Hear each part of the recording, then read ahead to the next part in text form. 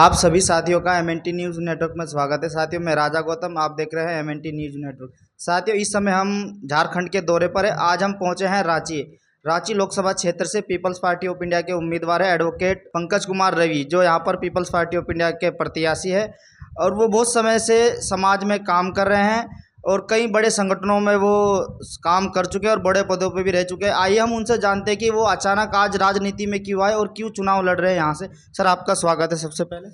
जी, बहुत बहुत धन्यवाद आपका। हाँ। सर, ये बताइए, आप इतने बड़े बड़े संगठनों में काम कर चुके, कई बड़े बड़े पदों पर भी आप रहे, समाज में काम कर रहे हैं लगातार, तो आप अचानक राजनीति में क्यों आए?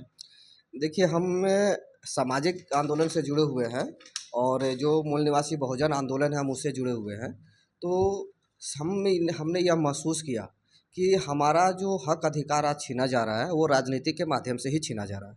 तो जब समाज को अगर वो हक अधिकार मिलेगा भी तो राजनीति से ही मिलेगा और इसलिए हमने राजनीति में कदम रखा। और अगर विचारधारा की बात करें तो मुझे देश में बहुत सारी राजनीतिक दलें हैं।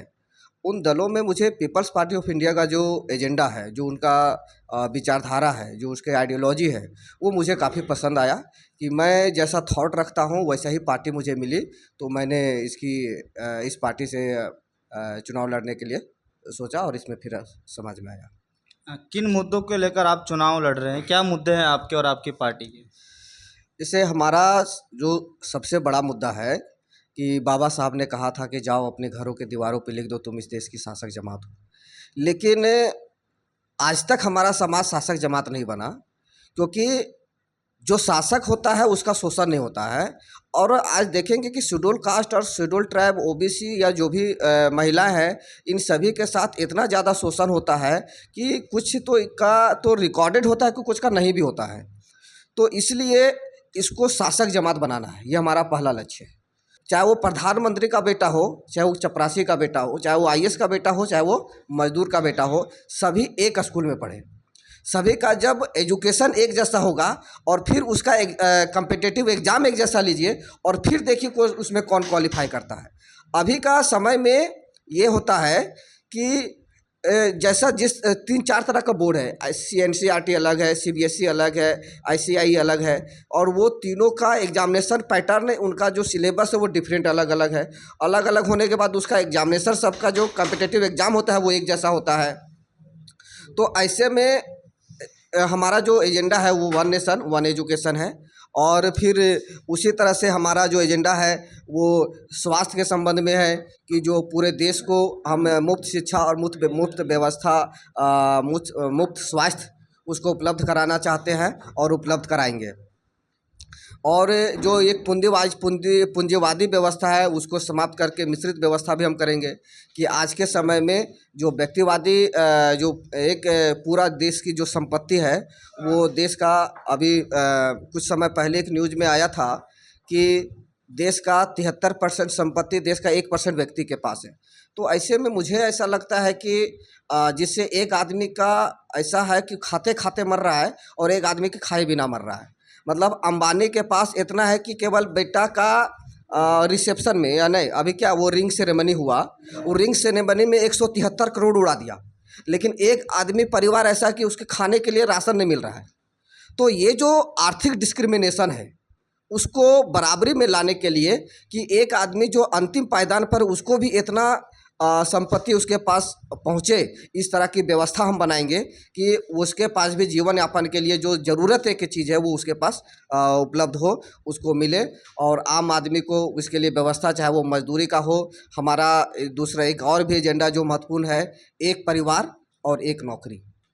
हम सभी को नौकरी नहीं दे सकते हैं, लेकिन एक परिवार को एक नौकरी, बाकी लोगों को हम एक अच्छा जीवन जीने के लिए एक ऐसा व्यापार के लिए तरफ हम मोड़ने के लिए प्रयास करेंगे ताकि उसमें वो आगे बढ़े। तो हर परिवार को नौकरी दी जा सकती है, जनसंख्या के अनुपात में उस पर किया जा सकता है। और भी हमारा एक जो मुद्दा है वह है जाति आधारित जनगणना कराना, क्योंकि 1932 में जाति आधारित जनगणना हुई थी, उसके बाद आज तक जाति आधारित जनगणना नहीं हुई, जिसका एक रिजल्ट ये है कि नहीं होने के कारण उसका जो दो चीज़ है कि जो सबसे एक बहुत जिसकी जनसंख्या आबादी गिनती नहीं हो रही है उसको मालूम नहीं है, तो उसके अनुपात में उसको लाभ दिया जा सके। बहुत सारी पार्टियां चुनावी मैदान में, कांग्रेस भाजपा जैसी बड़ी पार्टियां भी, तो आपने पीपल्स पार्टी ऑफ इंडिया से क्यों चुनाव लड़ने का सोचा? देखिए, एक तो पहला चीज़ है कि जो कांग्रेस की जो विचारधारा है वह समाजवादी या समाज के हित में नहीं है, क्योंकि वह एक सेकुलर, वो बात कुछ करती है लेकिन काम कुछ करती है। मतलब हम अगर कहें तो एक सांपनाथ है, एक नागनाथ है। बीजेपी अगर नागनाथ है तो कांग्रेस सांपनाथ है। वो दोनों जो है एक दूसरे का विरोध करके वो हमेशा चाहती है कि सत्ता जो है वो उसी के बीच में रहे, कांग्रेस और बीजेपी में ही बीच में रहे, कभी भी बैकवर्ड क्लास के बीच में नहीं आए। तो उसको वो काउंटर करने के लिए हमेशा करती है। दूसरी तरफ है जो बैकवर्ड क्लास के जितने भी राजनीतिक दलें हैं वो व्यक्तिवादी है। मतलब अगर बाप अगर मान लीजिए नेता बन गया, पार्टी का अध्यक्ष बन गया, तो उसी का बेटा बनेगा, फिर उसके बाद उसकी बेटी बनेगी, उसकी बहू बनेगी। मतलब उसका परिवार से, पार्टी का डायग्राम जो है वो परिवार से ऊपर जाता ही नहीं है। तो आपकी तो पार्टी में क्या खास बात? देख, हमारी पार्टी अभी तो 2017 में आई है। मैं जिस पार्टी से आया हूँ, पीपल्स पार्टी ऑफ इंडिया, 2017 में आई है। और 2017 से हमने हमारा तीन बार हमारा राष्ट्रीय अध्यक्ष बदले।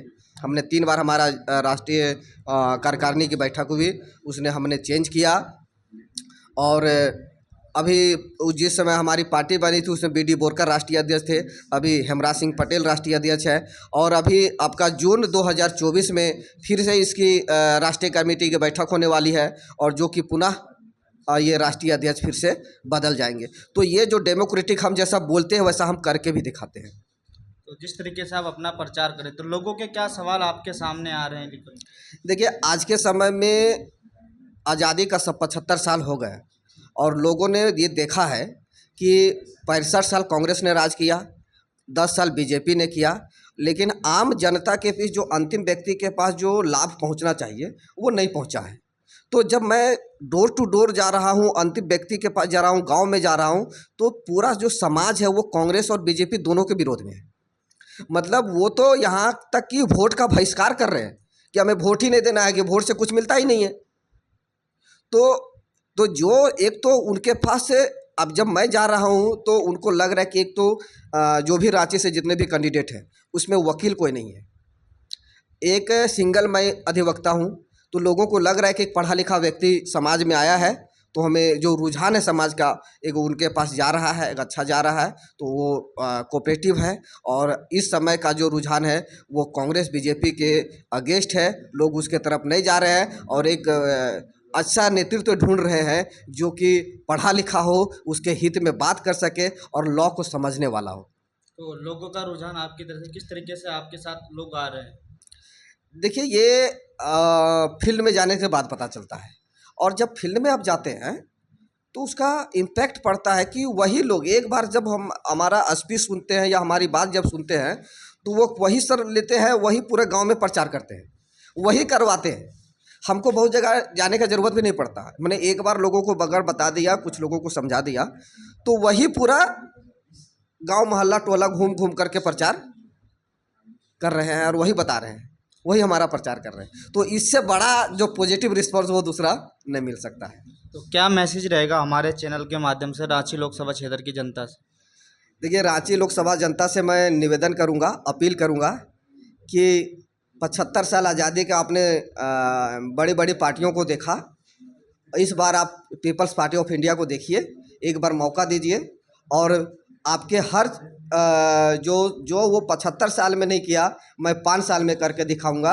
देश की जो हमारे लोकसभा क्षेत्र की जो भी आम जनता है, आप सभी के हक अधिकार आपको 5 साल के अंदर मिलेंगे, चाहे वो नौकरी का हो, आपका व्यवसाय का हो, आपका कर्जा मुक्ति का हो। अभी किसान जो कर्ज मुक्ति के लिए आंदोलन चला रहे हैं, आपका कर्ज भी मुक्त किया जाएगा, आपको एजुकेशन भी हम यहाँ सुधारेंगे और रोजगार भी देंगे। तो इस तरह से हमारा अधिवक्ता से हूँ तो अधिवक्ताओं के लिए भी हमने अधिवक्ता सुरक्षा अधिनियम का प्रयास करूँगा। तो इस सब हमारा जो बेसिक मुद्दा है वो मैं लेके चल रहा हूँ, तो समाज हमारे समर्थन में आ रहा है। धन्यवाद सर, आपने हमें अपना कीमती समय दिया। हम आगे भी आपके साथ बातचीत करते रहेंगे। जी धन्यवाद। MNT न्यूज़ नेटवर्क को सब्सक्राइब करें, लाइक और फॉलो करना ना भूलें। साथ ही बेल आइकॉन दबाकर जन जागृति की मुहिम में जुड़े रहें।